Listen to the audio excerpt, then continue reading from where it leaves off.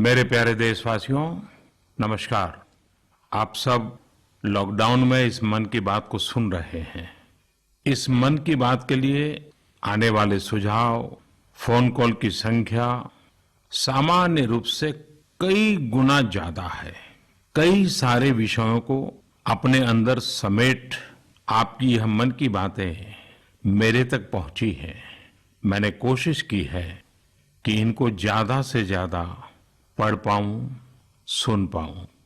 आपकी बातों से कई ऐसे पहलू जानने को मिले हैं जिन पर इस आपाधापी में ध्यान ही नहीं जाता है। मेरा मन करता है कि युद्ध के बीच हो रही इस मन की बात में उन्हीं कुछ पहलुओं को आप सभी देशवासियों के साथ बांटूं। साथियों, भारत की कोरोना के खिलाफ लड़ाई सही मायने में पीपल ड्रिवन है। भारत में कोरोना के खिलाफ लड़ाई जनता लड़ रही है, आप लड़ रहे हैं। जनता के साथ मिलकर शासन प्रशासन लड़ रहा है। भारत जैसा विशाल देश जो विकास के लिए प्रयत्नशील है, गरीबी से निर्णायक लड़ाई लड़ रहा है। उसके पास कोरोना से लड़ने और जीतने का यही एक तरीका है। और हम भाग्यशाली हैं कि आज पूरा देश का हर नागरिक, जन जन इस लड़ाई का सिपाही है, लड़ाई का नेतृत्व कर रहा है। आप कहीं भी नजर डालिए, आपको एहसास हो जाएगा कि भारत की लड़ाई पीपल ड्रिवन है।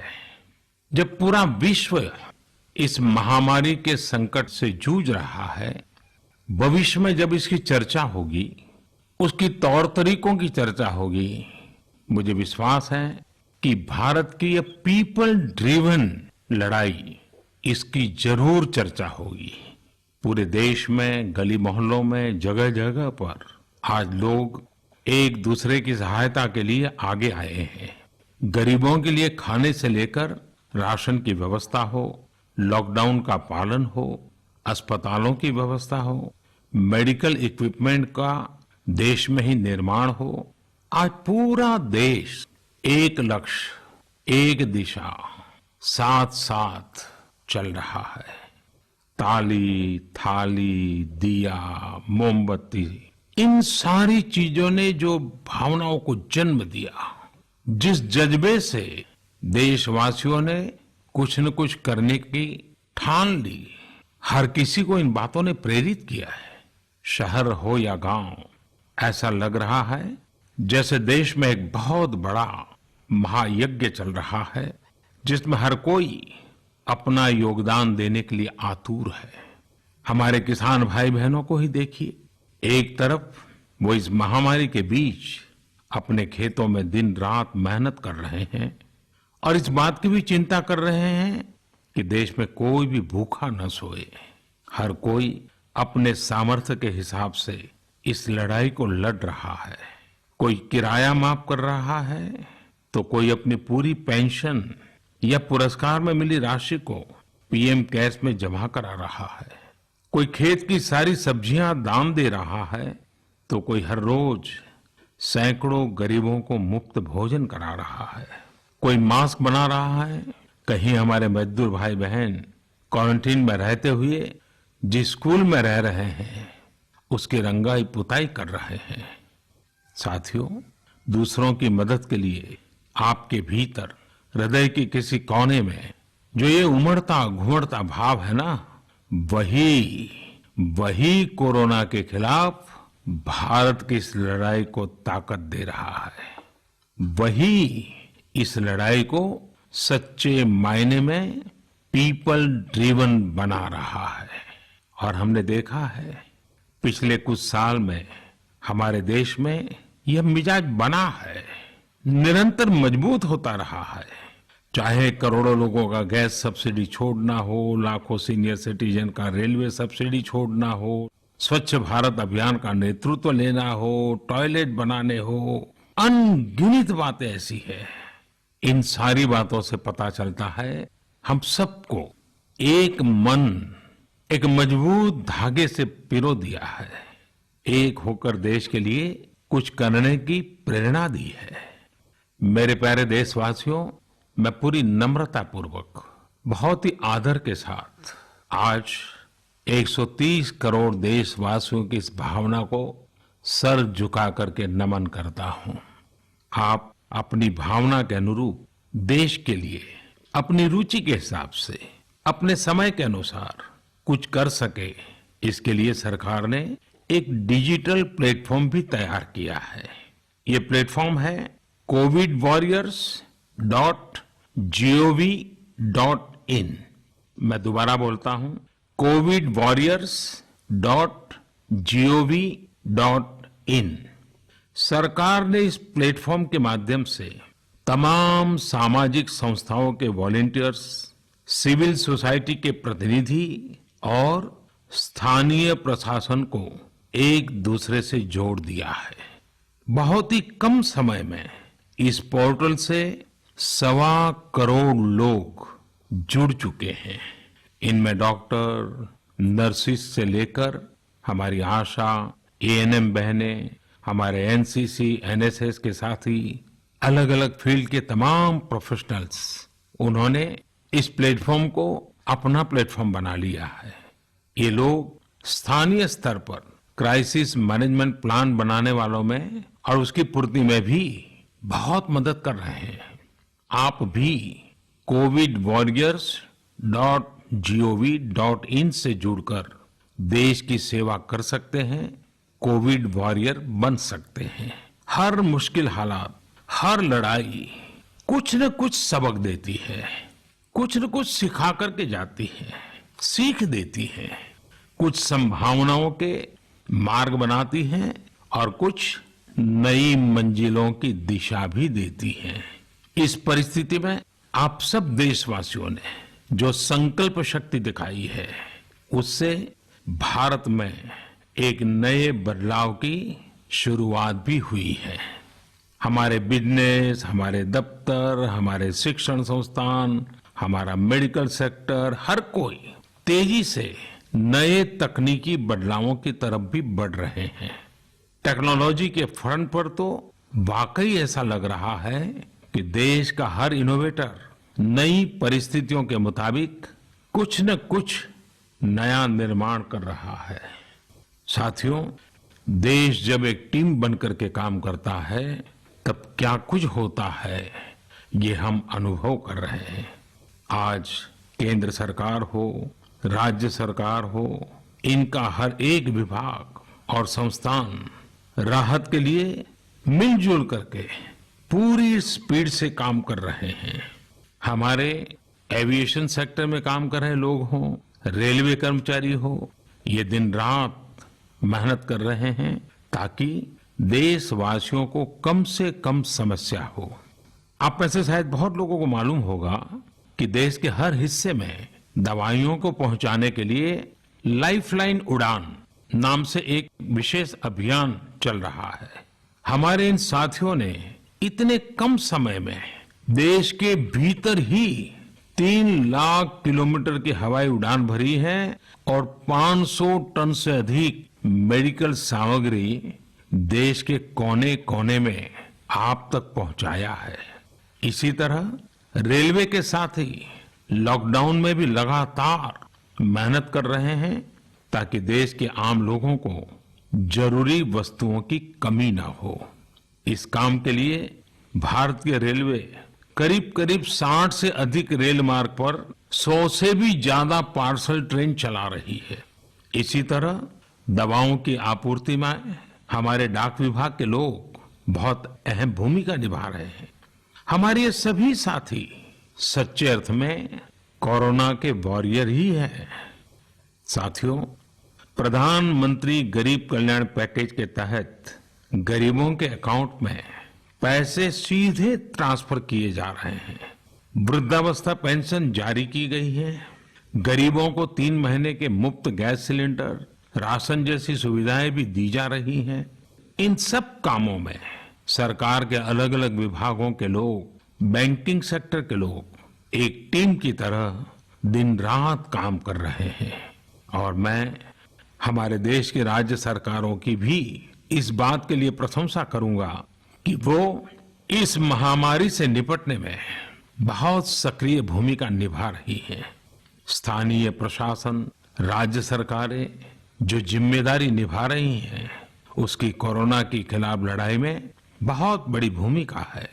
उनका ये परिश्रम बहुत प्रशंसनीय है। मेरे प्यारे देशवासियों, देश भर से स्वास्थ्य सेवाओं से जुड़े लोगों ने अभी हाल ही में जो अध्यादेश लाया गया है, उस पर अपना संतोष व्यक्त किया है। इस अध्यादेश में कोरोना वॉरियर्स के साथ हिंसा, उत्पीड़न और उन्हें किसी रूप में चोट पहुंचाने वालों के खिलाफ बेहद सख्त सजा का प्रावधान किया गया है। हमारे doctor, nurses, paramedical staff, community health workers और ऐसे सभी लोग जो देश को कोरोना मुक्त बनाने में दिन रात जुटे हुए हैं, उनकी रक्षा करने के लिए ये कदम बहुत जरूरी था।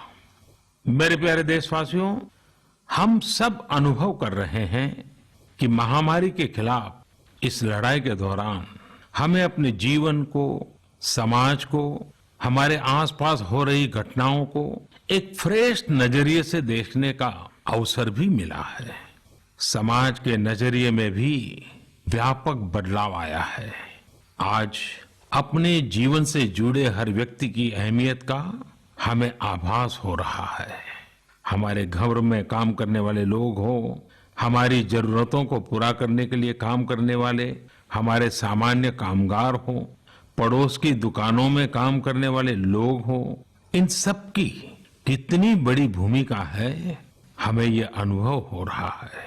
इसी तरह जरूरी सेवाओं की डिलीवरी करने वाले लोग, मंडियों में काम करने वाले हमारे मजदूर भाई बहन, हमारे आस पड़ोस के ऑटो चालक, रिक्शा चालक, आज हम अनुभव कर रहे हैं कि इन सब के बिना हमारा जीवन कितना मुश्किल हो सकता है।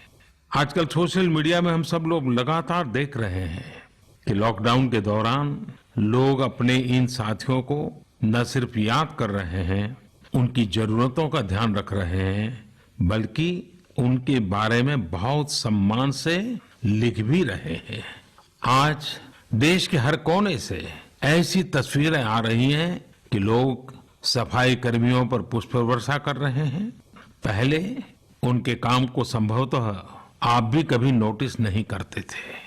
डॉक्टर हो, सफाई कर्मी हो, अन्य सेवा करने वाले लोग हो, इतना ही नहीं, हमारी पुलिस व्यवस्था को लेकर भी आम लोगों के सोच में काफी बदलाव हुआ है। पहले पुलिस के विषय में सोचते ही नकारात्मकता के सिवाय हमें कुछ नजर नहीं आता था। हमारे पुलिसकर्मी आज गरीबों, जरूरतमंदों को खाना पहुंचा रहे हैं, दवा पहुंचा रहे हैं। जिस तरह से हर मदद के लिए पुलिस सामने आ रही है, इससे पुलिसिंग का मानवीय और संवेदनशील पक्ष हमारे सामने उभर करके आया है, हमारे मन को झकझोर दिया है, हमारे दिल को छू लिया है। एक ऐसा अवसर है जिसमें आम लोग पुलिस से भावात्मक तरीके से जुड़ रहे हैं।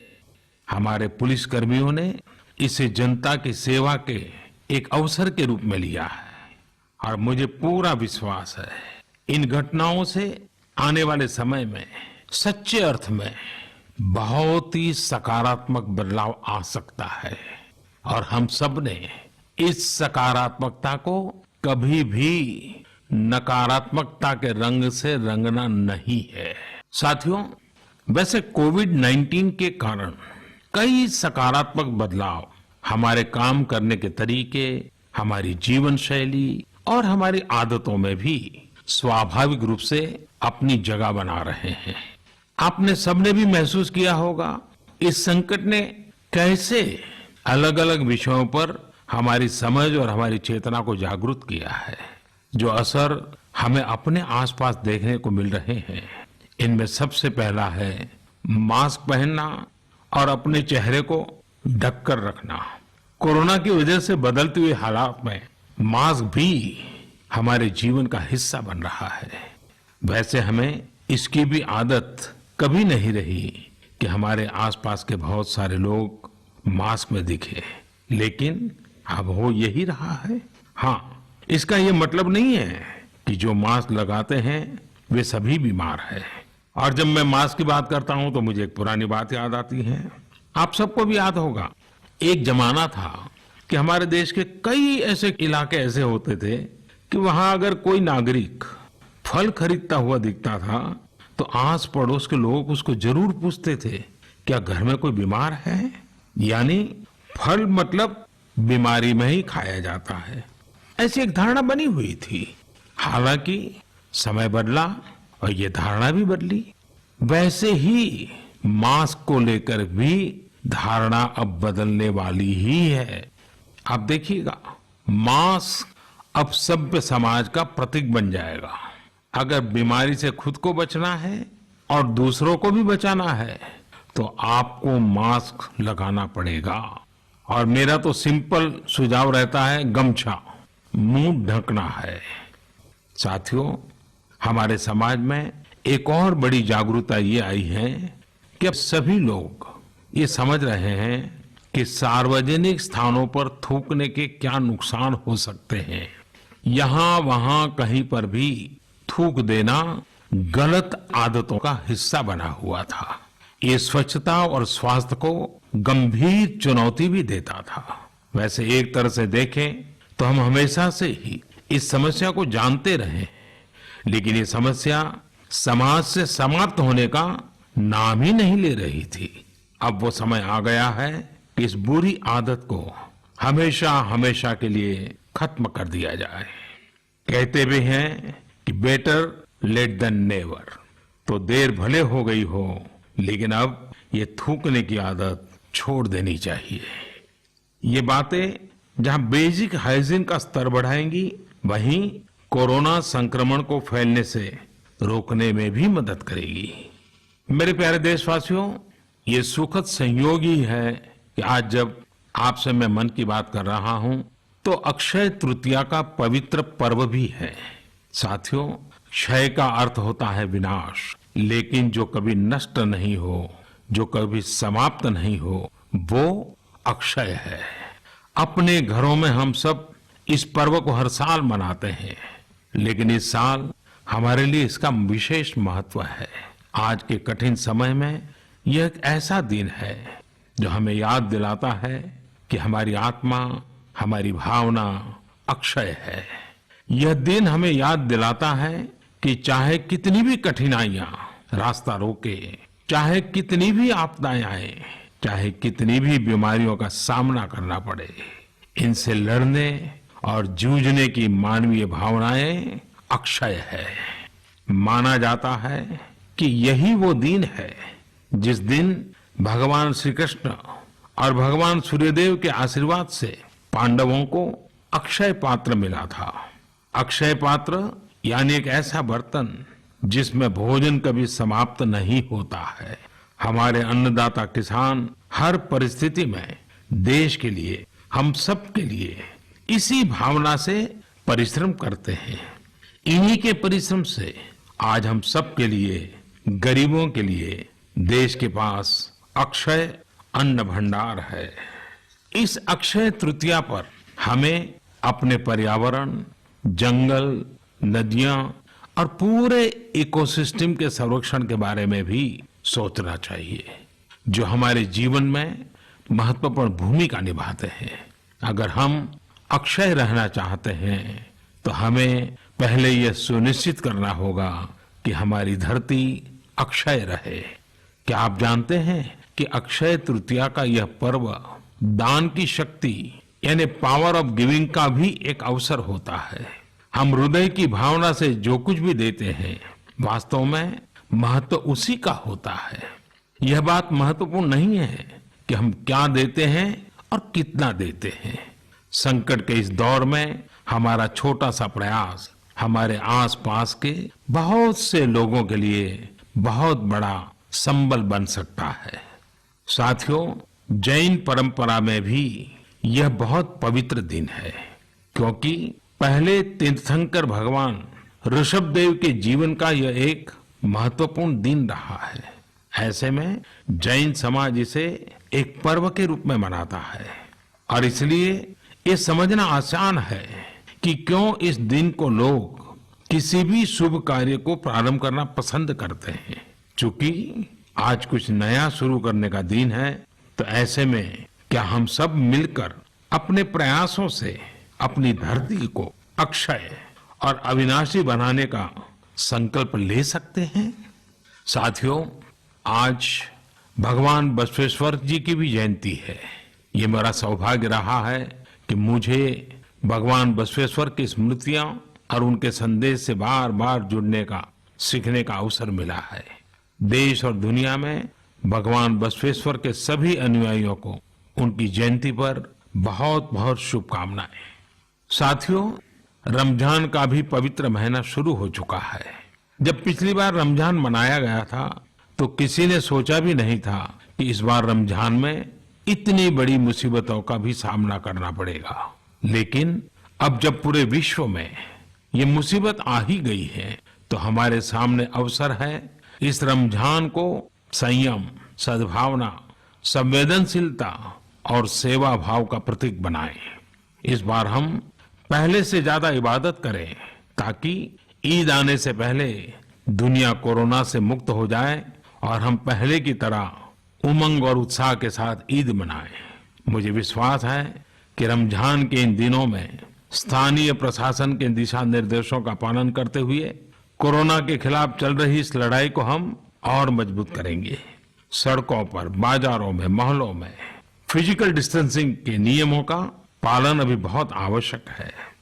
मैं आज उन सभी कम्युनिटी लीडर्स के प्रति भी आभार प्रकट करता हूं जो 2 गज दूरी और घर से बाहर नहीं निकलने को लेकर लोगों को जागरूक कर रहे हैं।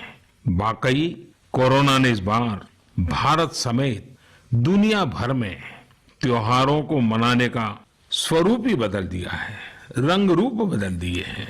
अभी पिछले दिनों ही हमारे यहाँ भी बिहू, बैसाखी, पुथंडू, विशु, ओडिया न्यू ईयर ऐसे अनेक त्योहार आए। हमने देखा कि लोगों ने कैसे इन त्योहारों को घर में रहकर और बड़ी सादगी के साथ और समाज के प्रति शुभ चिंतन के साथ त्योहारों को मनाया।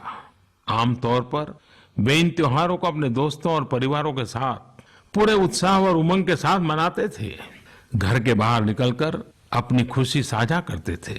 लेकिन इस बार हर किसी ने संयम बरता, लॉकडाउन के नियमों का पालन किया। हमने देखा है कि इस बार हमारे ईसाई दोस्तों ने ईस्टर भी घर पर ही मनाया है। अपने समाज, अपने देश के प्रति ये जिम्मेदारी निभाना आज की बहुत बड़ी जरूरत है। तभी हम कोरोना के फैलाव को रोक पाने में सफल होंगे, कोरोना जैसे वैश्विक महामारी को परास्त कर पाएंगे।